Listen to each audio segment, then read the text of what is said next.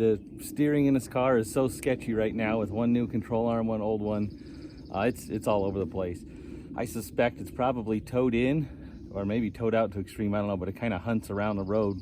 It just does not want to go straight. So we're gonna do the left side one real quick.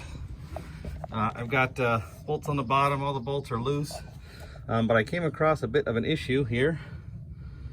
This ball joint, the nut, the ball joint's worn out so bad that the whole thing spins. So I can spin it, but the whole ball joint inside here is spinning. That's because it's worn out. So there's a couple things you can do. You can wedge, if you have a pickle fork or the right size, wedge something in here to keep it from spinning and take the nut off that way. But I am going to plan B, which is going to be my old standby, the smoke wrench, the oxyacetylene torch. Wish me luck. I would recommend you not try this at home. I mean, unless you have an oxyacetylene torch. I will make an attempt to do this one-handed so I can record it. I don't know how it's going to turn out. So I got a rubber boot there, a rubber boot back there. A lot of stuff to worry about.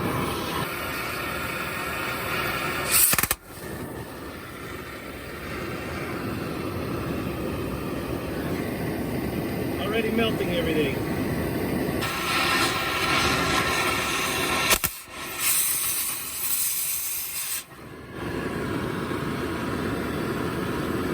I got some of it.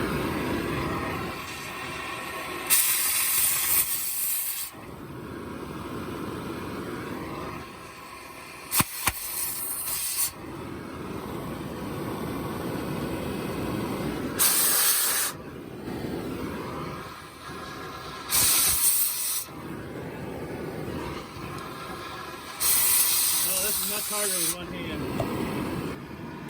Yeah, don't touch that, it's a little bit hot.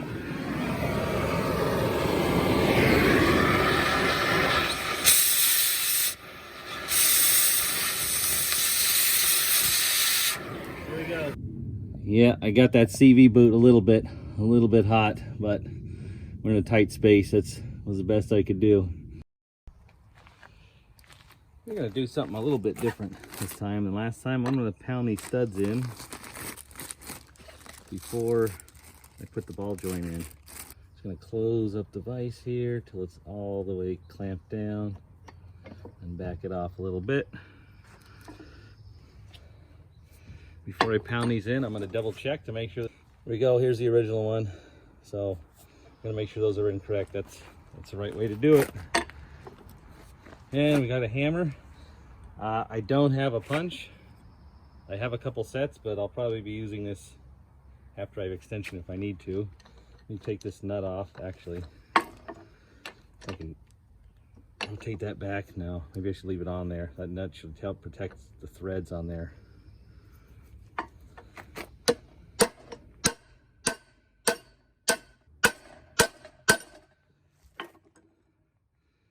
And that is seated.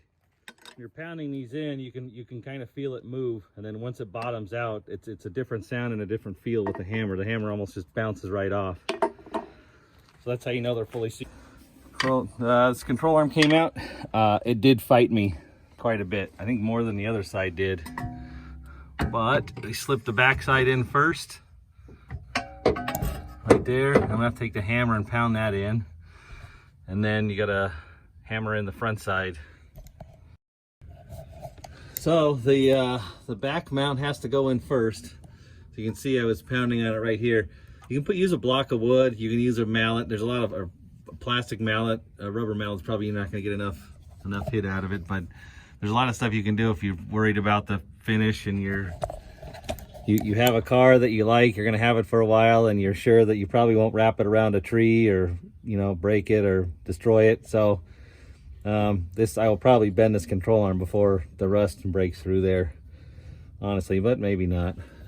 All I did was take this bolt and just kind of worked it here to push the front in till it was lined up. So we are about good now. This front hole wasn't quite lined up. Just took my pry bar in here, pried down on it a little bit, and that should be going in now. Now this is where a little bit of planning will go a long way. You've got the hole in there where the cotter pin goes through. So you can look at the suspension and trying to decide how you want that cotter pin to go when you're done. You can take some channel locks or something to twist this. Don't put anything on the threads because you'll damage the threads. But then you'll have a good idea. I didn't plan ahead on the other side, but I want this one going forward and back with the car, so I can put the cotter pin just straight through in the front, because the other side it kind of went in at an angle, which it ended up, I got lucky, it was usable that way. But on this one, I'm going to plan ahead a little bit. I want to show you here the factory hardware versus what came with this kit. So this is the factory bolt. You can see it's a lot shorter. This one will stick out quite a bit on the other side, which will leave it open to rusting and having problems. So when you go to unbolt this and draw it out, there's a lot of chance we could have problems with the threads. This one's shorter. It's only as long as it has to be. And then you've got the nuts that go on that ball joint. This one's got a bit of a spacer at the bottom, and I like this one a lot better. This one has these threads on the bottom of it. I mean, it'll probably work. I just prefer to use the factory stuff. On the other side, I used the new hardware because the factory stuff had been on and off so many times. A lot of these were rounding off, but next time I go to the junkyard, if I can find a Celica, I will grab some of these factory parts and replace these cheaper nuts on the other side with the factory nuts and bolts. All right, ball joints in on this side. All the bolts are tight. I'm gonna go in and check these control arm mounts again. I'm gonna put the tire on and take this for a test. So usually what happens on these control arms is these bushings back here get worn out.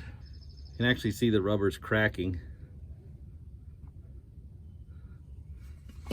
Rubber's cracking around the edges here. That'll allow this to do this. Sits in the car like this. And as you accelerate, this is going to pull back because there's the play in this back bushing. And as you brake, it's going to push forward. And at the same time, you've got a tie rod here that doesn't move. The tie rod here that controls the steering. So the tire, while it's going forward and backward, the tire's pivoting like this just from accelerating and braking. And that's how you get this the steering, where the car just feels it's all over the road and it doesn't want to go straight. And it'll do one thing when you brake, one thing when you accelerate. Because the bushings don't wear out evenly, you'll hit a bump and it'll jump one way or the other, and it gets really it'll become really unpredictable. After a quick test drive, we're back to the steering wheel being cocked a little bit to the right to go straight, but it's still at low speeds.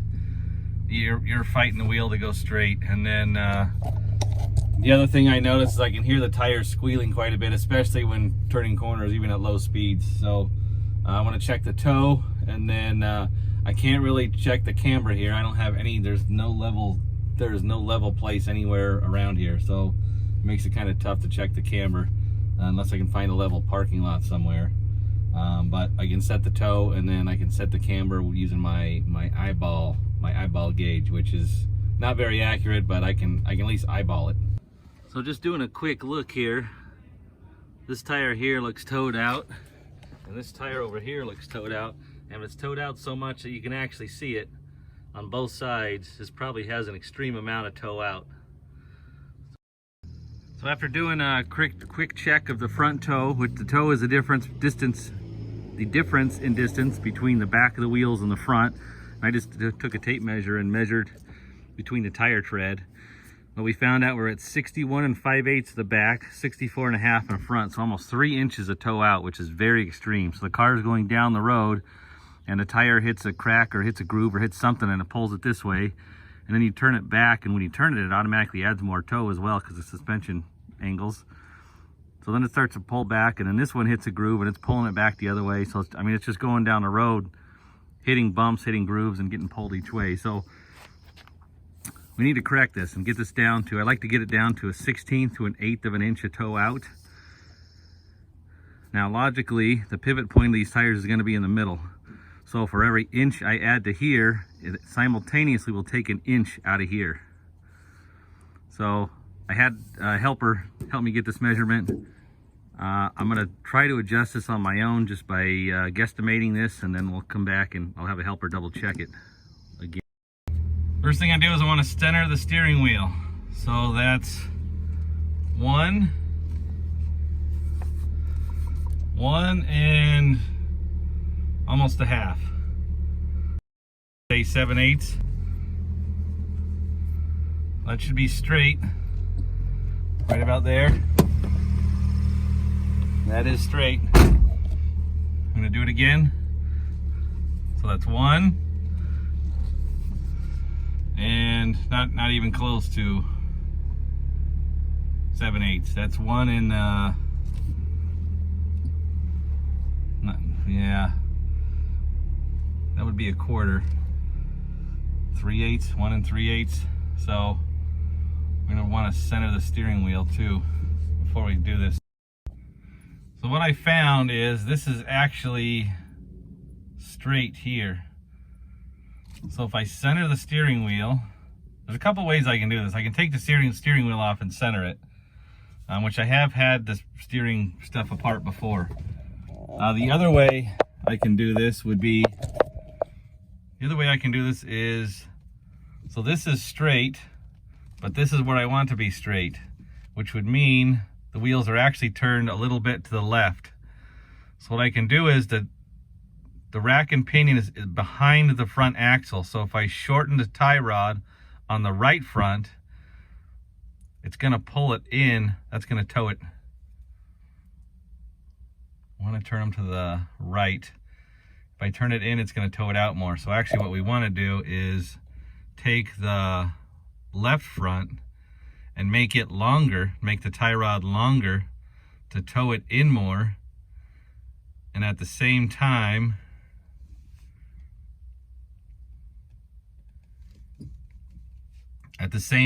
it's going to turn to the right more. So that should center the steering wheel and help correct the tow at the same time. So I'm going to start. What I did is I turned the wheel all the way to the right, just so we can get a little more room. But if you look under here, this is the tie rod end. There's a lock nut on there, or a jam nut, and then there's the actual tie rod part of the inner tie rod, part of the rack, steering rack here. You can see this has flat spots on it so we can turn it.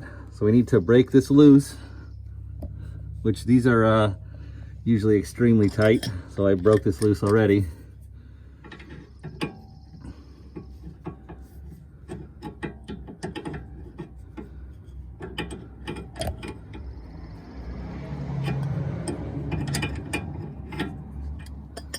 And now because the steering rack is behind the center point of the front axle, we want to tow this in more. So we need to make this longer, the steering rack longer, to open the back and close the gap in the front.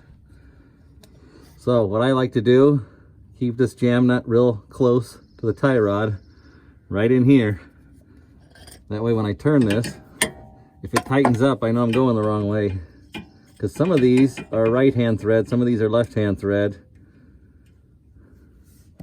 So I'm gonna start by guessing I need to turn it this way to tow it out, to open it, make it bigger.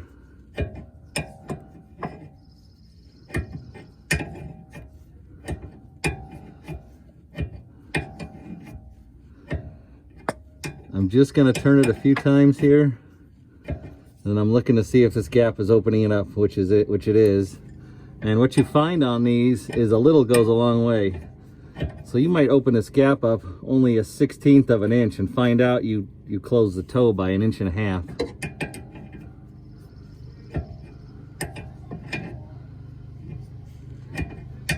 But we are way towed out, so I'm gonna go pretty extreme on this. I'm gonna try going about like that. And then we'll tighten this jam nut back up. I wanna tighten this up before I take another measurement. The reason is, with this loose, I've had situations before with this loose. It actually changes the angle of the toe between it being loose and tight. There's a tiny bit of play in here, and like I said, a little goes a long way. So when you're trying to get the toe down to about 1/8 to 1/16 of an inch towed out, I mean, just a tiny little bit of play in here can make a huge difference there. Now, what I had to do here was, as I was tightening up the jam nut, the whole inner tie rod started turning, so I had to put a wrench on the jam nut, a wrench on the inner tie rod to keep it from turning and tighten it up. Not a big deal, but that does happen. This spins pretty easy. If this nut gets caught on a little bit of debris or something, it'll just spin the whole thing. I just drove the car back, pulled it forward back into the driveway. I noticed as I was pulling into the driveway, the steering wheel straight. It's straight and level, the bar, as I was pulling in to go straight, so that's good. That's a huge good sign already.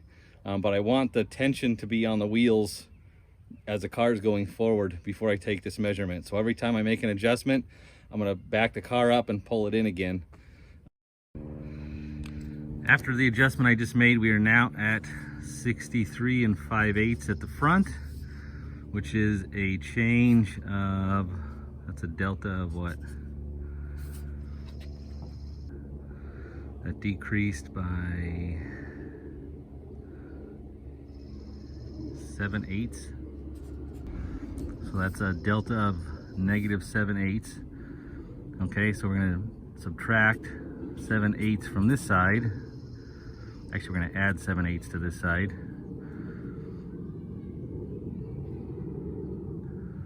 So that's gonna be 62.5.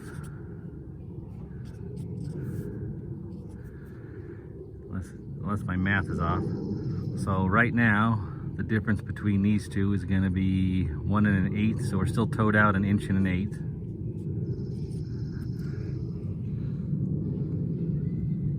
So if I was smart, I would have counted how many turns I did to get from here to here. Then I would know how many turns I need to do from here to here. That's very critical. If you're doing any kind of motorsports, you wanna know how many turns on each tie rod will change the tow, how many inches. That way you're at the track, you can make adjustments. You don't even have to measure it. You can just make adjustments, put the right turns in, and you're done.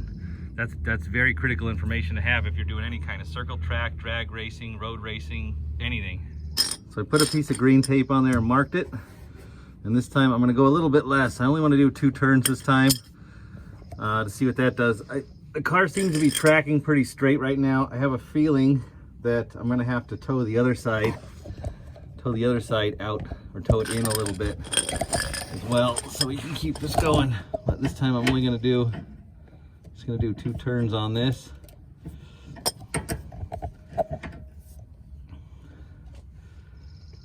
Is that in or out? That should be in. I gotta turn this way.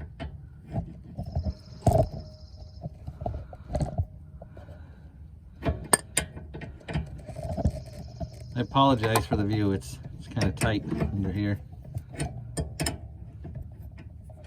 I've got the I got the camera where I need to be so I can see what I'm doing. Okay, so that's 1 full turn right there.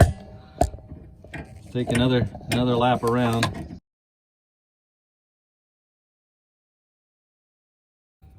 All right about there.